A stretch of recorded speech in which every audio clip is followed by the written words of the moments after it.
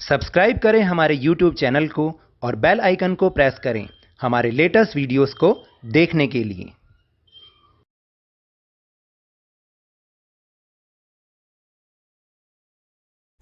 Hello and welcome to Lavneesh Sir की class. This is Directorate of Education GNCT of Delhi's worksheet number 36, and it is only for class 8 students. It has taken from the subject mathematics, and we will learn and understand the topic multiplication of algebraic expression. So students, आज की इस worksheet में हम algebraic expression की multiplication सीखेंगे. So without wasting our time, let's start and understand with me. We have learnt addition and subtraction of algebraic expressions. हमने अभी तक algebraic expression के addition और subtraction को सीखा. We know that there is a multiplication and division of algebraic expression also. Multiplication of algebraic expression is very easy. और हम ये जानते भी हैं कि algebraic expression की multiplication और division भी बहुत easily हो सकती है और बहुत आसान भी होती है.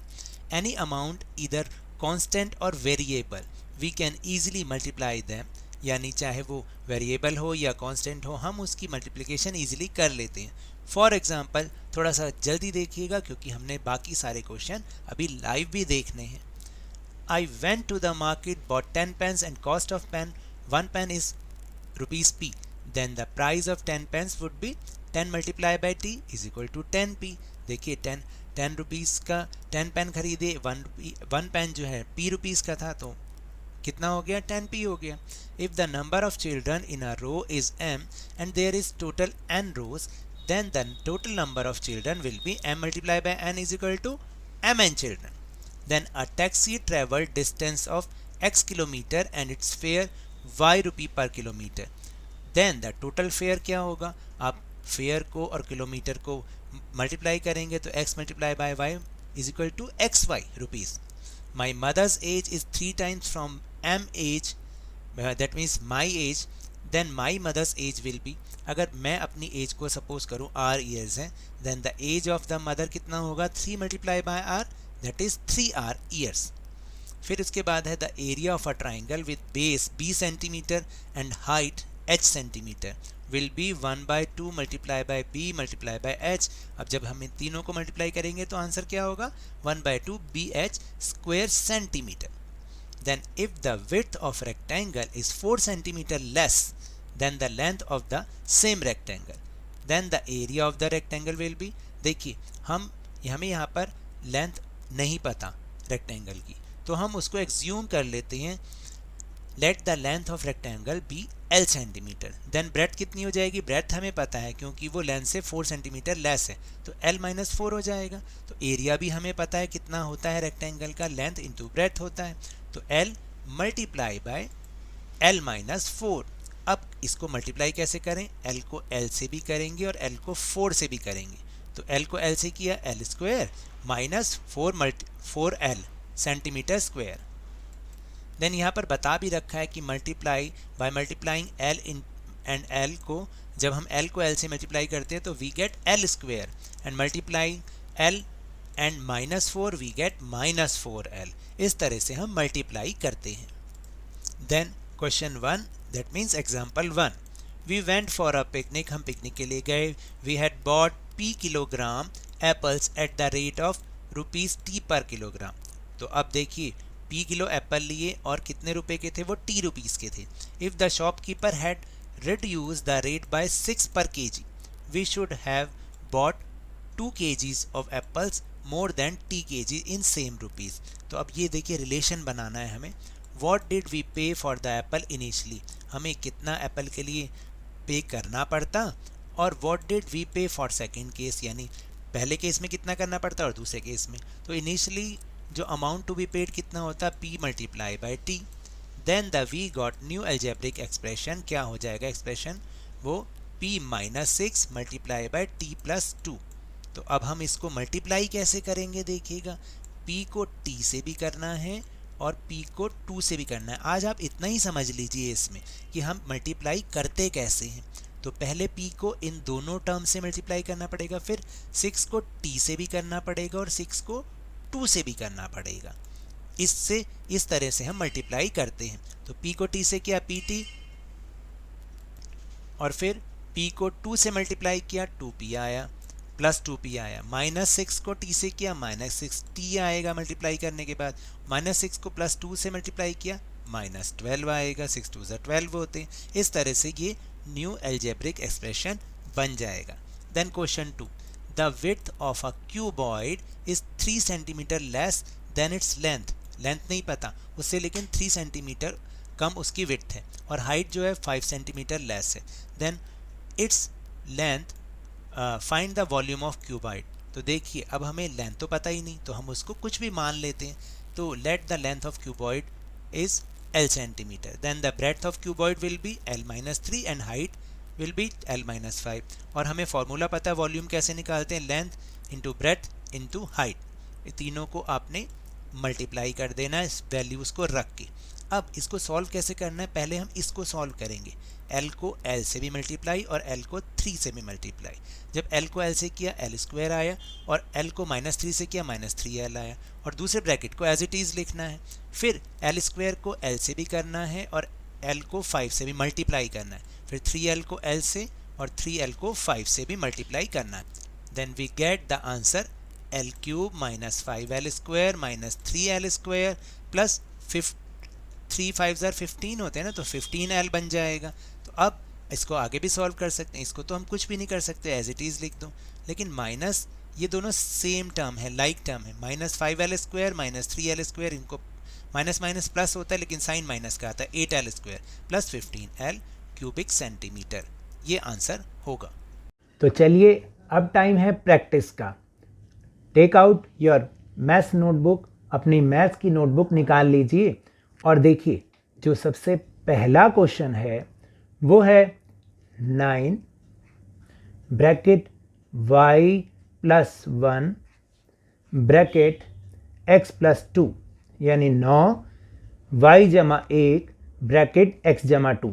अब इसे हमें हल कैसे करना है, तो ये बहुत ही सिंपल है। आप पहले ध्यान कीजिए आपको करना क्या है। पहले 9 को हमने y से गुणा करना है और 9 को हमें 1 से भी गुणा करना है, यानी 9 को y से गुणा करना है और 9 को 1 से गुणा करना है। ठीक है, तो ये एक ब्रैकेट हो गया। फिर दूसरे ब्रैकेट में आप x+2 ऐसे ही लिखेंगे। फिर अगले स्टेप में क्या आएगा, 9y जमा 9 और ये ऐसे ही आएगा। अब क्या करना है, 9y को x से और 9y को 2 से, फिर 9 को x से और 9 को 2 से भी गुणा करना है, और जैसे जिसके साइन होंगे, जैसे जिसका चिन्ह होगा वैसे ही हमें करना है। देखिए जब हम 9y को x से गुणा करेंगे तो 9y गुणा x, इसको ये मैं समझाने के लिए लिख रहा हूँ आपको। फिर 9y को 2 से भी गुणा करना है, 9y गुणा 2, ठीक है। फिर उसके बाद जमा 9 गुणा x, ये मैंने गलती से लगा दिया, यहाँ पे जमा का निशान आएगा, जमा 9 गुणा x, और फिर जमा का निशान, क्योंकि जमा जमा को गुणा करेंगे तो हम 9 गुणा 2 यानी 9 मल्टीप्लाई बाय 2, इस तरह से हम इसको करेंगे। फिर इसको जब मल्टीप्लाई करेंगे तो ये आ जाएगा 9yx plus 9y multiply by 2 कितना हो जाएगा, आप बताइए। ये हो जाएगा 18y plus 9 multiply by x 9x यानी 9 गुणा x 9x जमा 9 मल्टीप्लाई बाय 2 18 यानी कि 18। तो ये हमारा आंसर हो जाएगा, समझे आप। इसको आप अपना आंसर लिखेंगे। चलिए अब दूसरा प्रश्न देखते हैं। Second question is x bracket y+2। तो देखिए आपको करना क्या है, x को पहले y से मल्टीप्लाई, फिर x को 2 से मल्टीप्लाई। तो x को y से किया xy और x को 2 से किया 2x, ये सिंपल इसका आंसर हो जाएगा। यानी जो आगे वाला ब्रैकेट है, जैसे ऊपर वाले में भी हमने किया, इन दोनों टर्म्स को दोनों के साथ मल्टीप्लाई करना है। याद रखिएगा, बिल्कुल ऐसे ही हमें क्वेश्चन करने हैं। फिर हम थर्ड क्वेश्चन देखते हैं। देखिए थर्ड क्वेश्चन क्या है, ज़रा देखते हैं। तो थर्ड क्वेश्चन है, एक ब्रैकेट में x जमा 2 यानी x जमा 2 और फिर x जमा 2। फिर बिल्कुल उसी तरीके से ही करना है हमें। देखिए पहले x को x के साथ, फिर x को 2 के साथ, फिर 2 को x के साथ और 2 को 2 के साथ, और जैसे जिसका चिन्ह होगा वैसे ही लगाते चलेंगे। और हमें चिन्हों का मालूम ही है, साइन का मालूम है कि अगर दो अलग अलग चिन्ह होंगे तो उत्तर में माइनस का साइन आएगा, दो सेम साइन होंगे तो उत्तर में प्लस का साइन आएगा। जैसे x को x के साथ मल्टीप्लाई किया तो ये बन गया x स्क्वायर यानी x गुणा x। फिर x को 2 के साथ किया तो 2x, फिर इसको इसके साथ 2x और इसको इसके साथ जमा 4। इस तरह से ये आपका उत्तर बन सकता है। और आप इसको आगे चाहें तो इसको आप प्लस भी कर सकते हैं, जैसे x स्क्वायर प्लस 4x, क्योंकि दोनों सेम है ना, लाइक टर्म है, और 4, ये आपका आंसर बन जाएगा। फिर क्वेश्चन नंबर 4 क्वेश्चन है t माइनस 4 और दूसरे ब्रैकेट में है t प्लस 4। इस तरह से अब आपको इसको कैसे करना है देखिएगा, जैसे मैंने आपको समझाया था, t को t के साथ, फिर t को 4 के साथ भी, फिर 4 को t के साथ और 4 को 4 के साथ भी, जैसे अभी अभी हमने किया था। तो पहले इक्वल्स टू का साइन ज़रूर लगाए करें आप। देखेंगे कैसे करेंगे। t को t के साथ किया तो ये बन गया, एक बार मैं फिर से इसको एक्सपेंड करके भी दिखा देता हूँ। t मल्टीप्लाई बाय t यानी t गुना t, फिर t को 4 के साथ, क्योंकि जमा का है तो बीच में जमा का निशान, तो ये बन जाएगा t गुना 4। फिर -4 मल्टीप्लाई बाय t यानी -4 गुना t, -4 गुना t, और -4 और 4 को जब हम गुणा करेंगे तो ये आ जाएगा इस तरह से। अब अगले स्टेप में t स्क्वायर प्लस 4t यानी 4t, यहाँ पर भी 4t बन जाएगा और यहाँ पर बन जाएगा 16। अब t स्क्वायर जमा का 4t माइनस का 4t, तो ये तो दोनों आपस में कैंसिल हो गए, तो बचा -16। ये इसका आंसर होगा।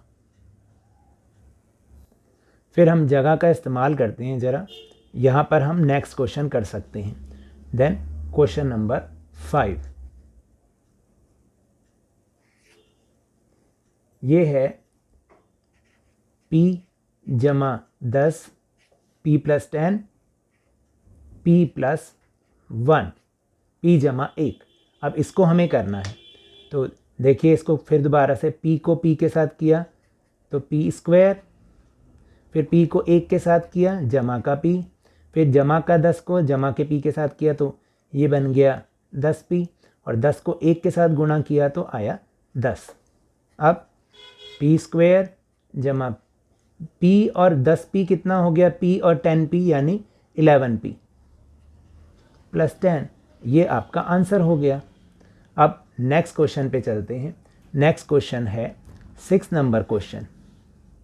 वो है एक ब्रैकेट में s-3 और दूसरे में भी s-3। बहुत ही आसान है। कैसे करेंगे, s को s के साथ किया s स्क्वायर, s को 3 के साथ किया, माइनस के 3 के साथ किया, मल्टीप्लाई करना है। क्या करना है, मल्टीप्लाई करना है।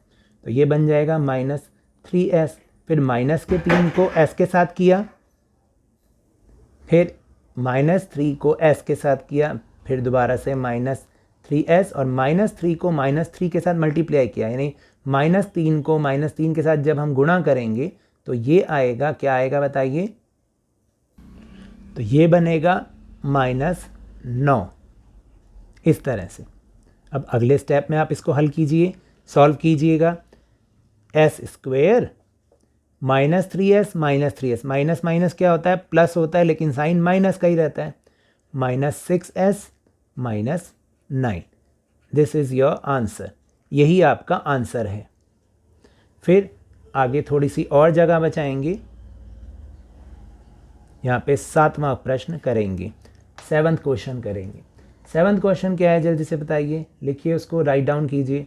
a+3 and b+1, a+3 b जमा 1। देखिए हिंदी और इंग्लिश में कोई ख़ास फ़र्क नहीं पड़ता, बस आपको करना आना चाहिए। a को b के साथ करेंगे ab, फिर a को 1 के साथ करेंगे गुणा, क्या करेंगे, गुणा करेंगे, याद रखना गुणा करेंगे, तो यह आ जाएगा a। फिर 3 को b के साथ जमा 3b, 3 को 1 के साथ गुणा किया तो 3 आया, यानी 3 को 1 के साथ मल्टीप्लाई किया 3 आया। इक्वल्स टू ज़रूर लगाएं, तो ये हो जाएगा ab प्लस a, और 3b को नहीं जोड़ सकते तो हम इसको ऐसे ही लिखेंगे, तो यही हमारा बल्कि आंसर है, 3b + 3, this is your answer. Then 8th question. 8th question है p+1 और p+4, इसको मल्टीप्लाई करना है, गुणा करना है, बीच में साइन नहीं है तो हमें मल्टीप्लाई करना है। p को p के साथ p², p को 4 के साथ किया, 4 के साथ किया तो 4p, फिर 1 को p के साथ किया 1p, या खाली p भी लिख सकते हैं, और 1 को 4 के साथ किया 4। मल्टीप्लाई करना है, हमें गुणा करना है, ये हो गया p² प्लस 4p और 1p 5p plus 4, this is your answer. And 9th question is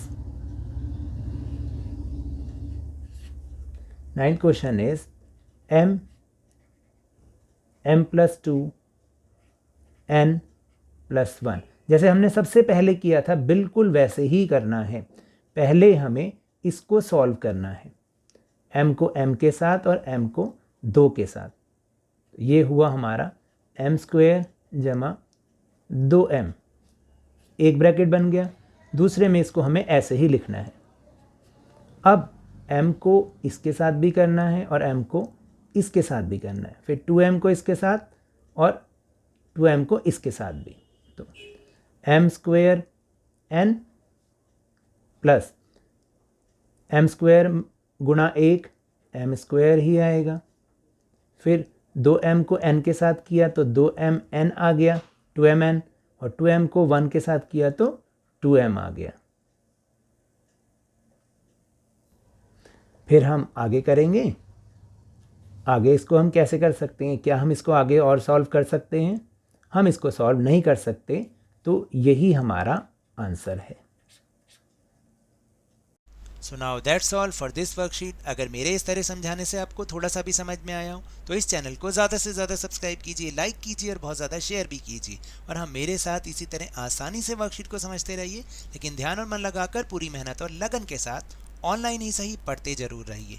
and if you want to defeat corona virus then please wear a mask, और जब भी पॉसिबल हो, जब भी अवेलेबिलिटी ऑफ वैक्सीन हो, इसकी vaccination अवश्य कराएं, क्योंकि कोरोना को हराना है और ज़िंदगी को एक बार फिर से सुहाना बनाना है। इसी उम्मीद के साथ थैंक यू वेरी मच।